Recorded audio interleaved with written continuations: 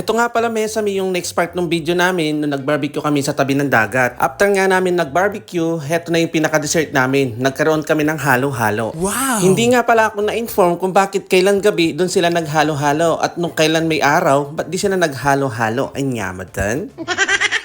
Kaya for today's video, ito nga pala yung kaganapan ni Mesabi habang nag-prepare kami ng halo-halo. Tignan niyo yung mga itsura namin. Sinamal na noon naman. Bonjour Mesami!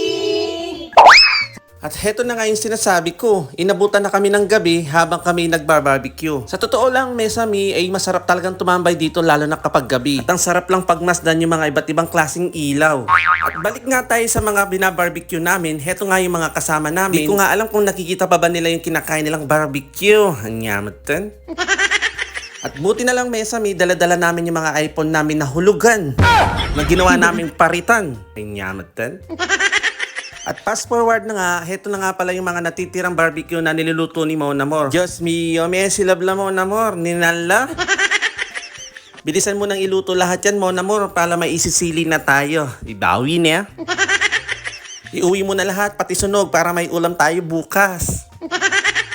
Damihan mo yung mga takeout mo para may baon ako bukas.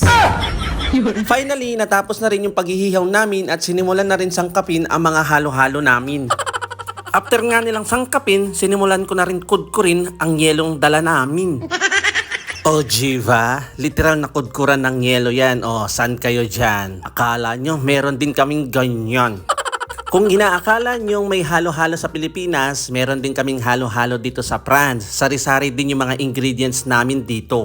Kagaya ng nata de coco, gulaman, buko, meron din kaming tinipig, meron din siyang melon, meron din siyang palang kopis, pero hindi ko alam sa Tagalog. Kayo na lang mag-adjust.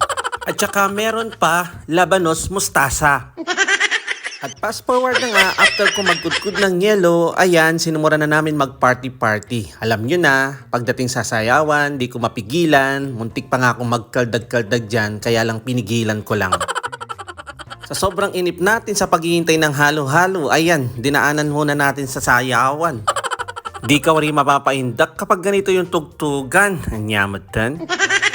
Alam nyo naman, pagdating sa sayawan, hindi kami magpapatalo dyan. Tapos sasamahan ka pa ng dalawang atchikong mahilig sa yugyugan. Nanyamatan. Dati sumayo ka.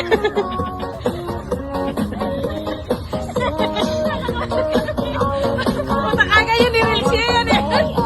Sinamalag the live. After na nga namin kumain ng halo-halo, hindi ko na nabidyohan kung paano kami kumain.